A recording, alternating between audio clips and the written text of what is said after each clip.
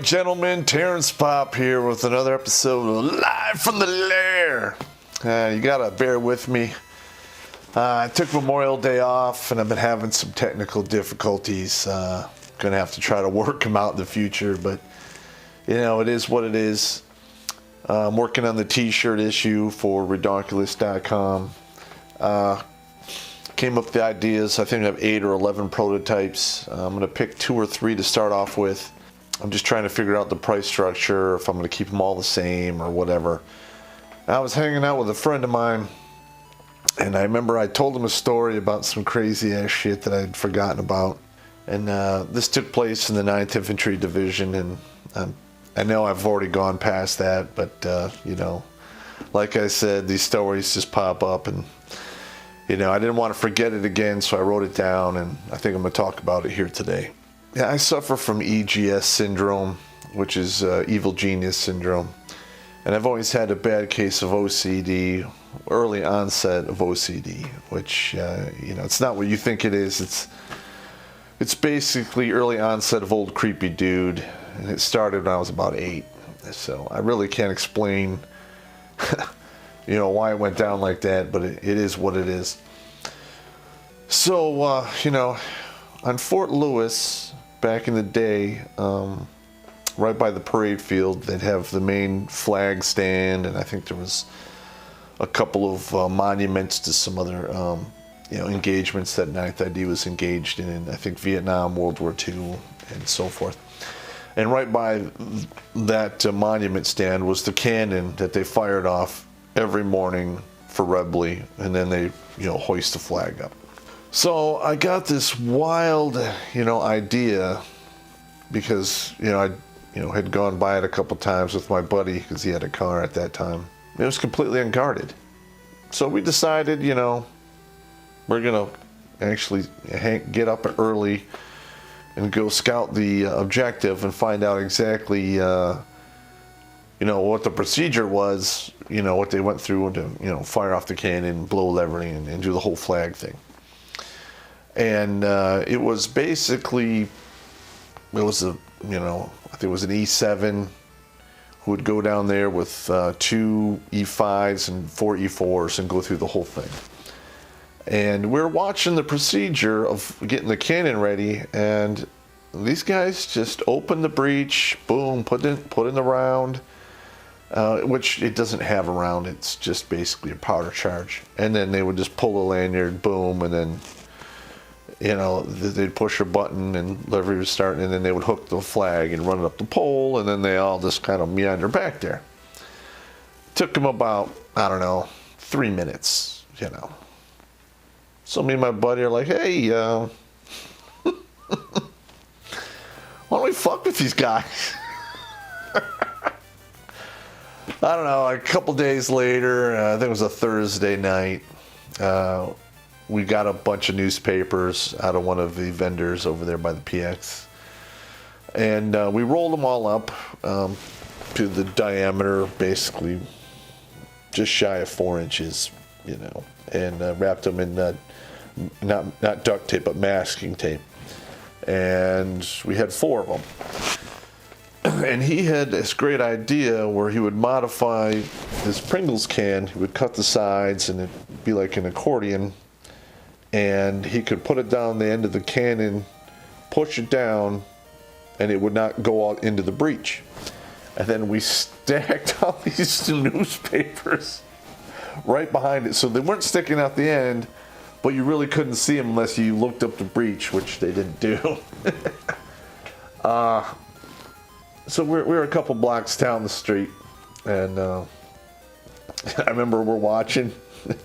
They come out, they do the deal, they hook up the flag, they put the round in the thing, and they pull the lanyard, and confetti. I mean, it's boom, it's newspaper. Some of it was on fire, but not all of it, just a little bit. Just boom, and this whole cloud of confetti just kind of falls down around the cannon. And you watch the E7, he's like, God damn, he throws his hat down. He's all pissed off, because, you know, they all have to pick that up now. Because the Sergeant Major, yeah, I think it was Sergeant Major Kid at the time, who ran I Corps, wasn't going to have none of that shit. because they didn't check the breech, and it's all on them. So fuck them. They had to pick it all up.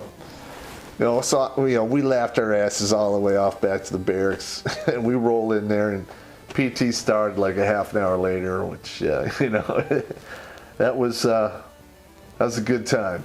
That was a good time. So we do our mission.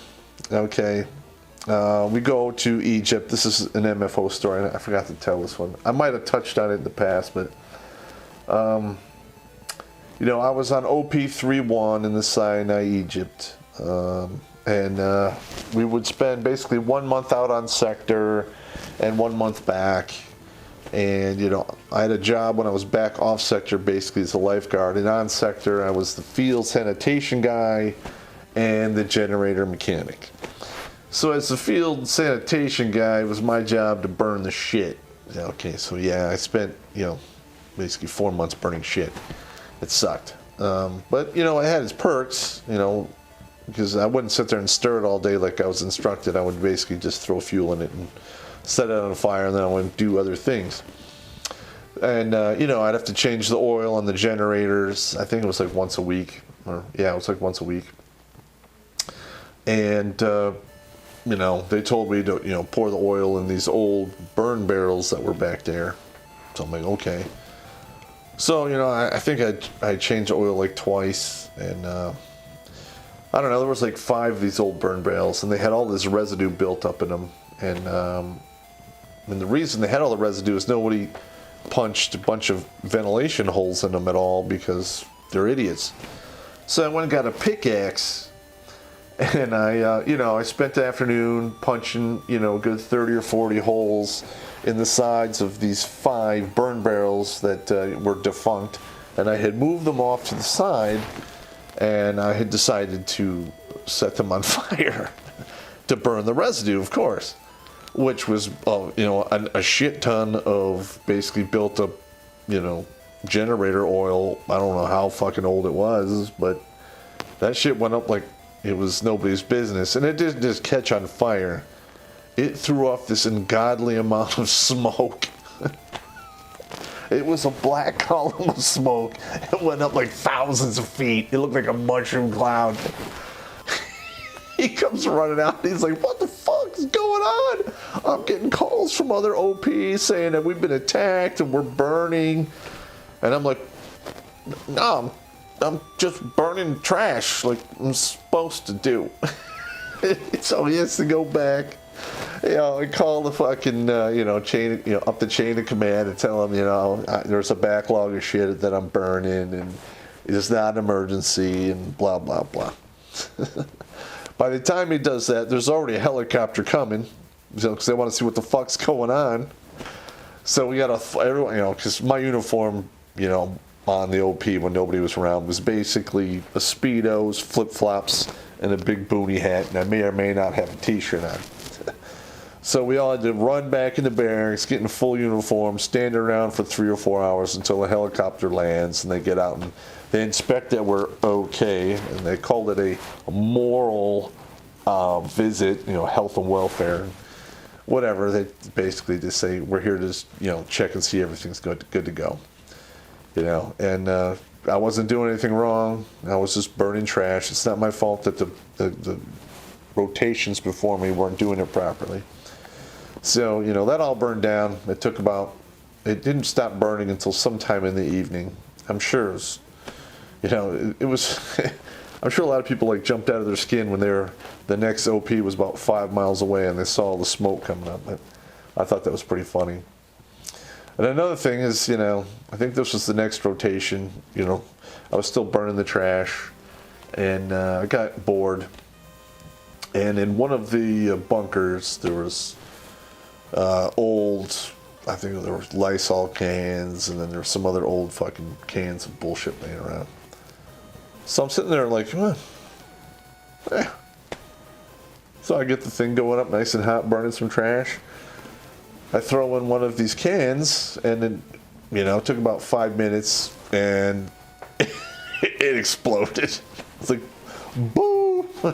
And again, Staff Sergeant M comes running out with his weapon and his LB. What the fuck? he thought we were getting attacked or something.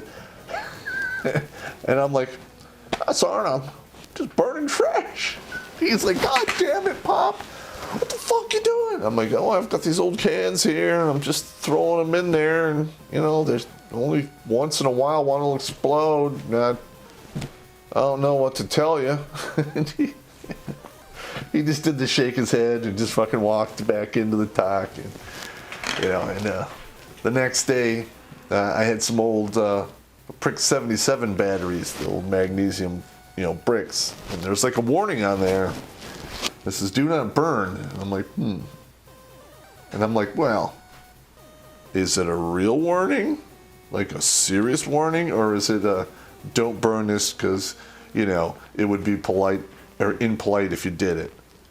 So I get the fire going, throw it in there, and nothing happens for a good long time. And I just say, fuck, I forgot about it. And I'm back in the barracks, like, you know, changing, you know, and all of a sudden I hear this, boo! I mean, it was huge. I mean, it was a big, it sounded like a hand grenade. So I come running out of the barracks. Sergeant Mary comes running out. Yeah. His rifle and his LB, like, oh, we're getting attacked. And you know, and I'm like, holy shit, I think we are getting attacked. So I grab my rifle off the wall and all my other shit. We run out to our OPs. And as I'm running out there, I look over and I see the burn barrel is like blown to bits. Okay, I mean, there's like, I mean, it's literally, it looks like a tulip. It's been like blown open. I mean, and there's like ashes everywhere. And I'm like, so I go to Sergeant Mary and I'm like, hey, Sergeant, and I threw one of those batteries in the burn barrel, and I guess the warning labels, I guess it was correct not to burn it, and it's my fault. So he's like, all right, let me get this straight. Let me straight, Pop. All right. You read the label on the battery, and it said do not burn, and you decided to burn it. Could you explain to me why? And I'm like, well, I just didn't take it serious. And he cocks his head to the side and he's just like, so, if you go to the NBC bunker and it says warning nerve gas or danger nerve gas, are you going to pay attention to those warnings or are you going to ignore them also? And I'm like, well, yeah, I mean, if they're taking the time to put it in a bunker, I'm pretty sure they're serious. He just laughed and said, all right, quit doing that shit. It was a good time. It's a good time. So, you know, we get done with the Sinai Egypt, you know, mission. We were there for like 7 months. We come back to Fort Lewis, you know, we do all the whole deal. And me and my buddy, we decide, you know, we're going to, you know, play some more, you know, Revley Cannon antics. But we're going to up it this time.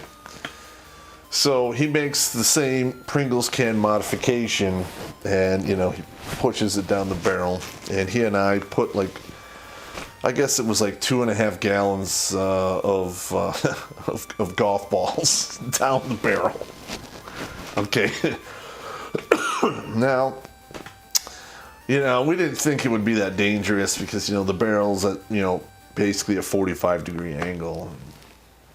You know, they're golf balls, and there's a good click and a half of parade field. Nothing really in the way, you know. You know, it is what it is. And we thought, you know, hey, they're going to check the cannon, you know, because we already got them with the confetti trick, you know. They're idiots if they don't check the cannon. So, like, literally, we're like a block and a half away. Now, the time of year we're back, you know, by the time they did this, the sun was up and it wasn't really dark. So, you know, and all of a sudden we see them, they put the charge in there, and I'm like, oh my God, they didn't clear it again. Boom! And the can, you know, comes out of the barrel and it's like laying like maybe 20 yards in front of it. And then you start hearing like all of this glass breaking, and then you hear like some guy like, what the fuck? Out in the distance, we're like, oh shit. And again, that same E7, he picks up the can, he's like... So apparently these golf balls, like, flew like a mile, you know, like almost a mile. It was, yeah, about just shy of a mile to like 1 mile away, and broke a bazillion windows. And, you know, caused all kinds of havoc and mayhem. Nobody got hurt or killed because, you know, it was in the article in the little rag that they circulate around Fort Lewis. Plus, it's like 5, 6 in the morning or some shit. Man, oh man, they were pissed. And I remember he like picks up his car keys and he looks at me and he puts them in there, starts the car, and he pulls out. He goes, "We can never speak of this." We would have gotten so much goddamn trouble if we got caught doing that. But hell, that was like 30 fucking years ago. Good times to be had by all. I've already covered Ranger School. Really, when I went through phase 2, really, not much really went on there. It's usual bullshit. I think I covered most of the stuff in that, so I'm going to move on. Probably have some more Ranger Regiment stories and move on into selection and, you know, coming up. I'm sorry I missed a few gentlemen, but it is what it is, and you guys take it easy.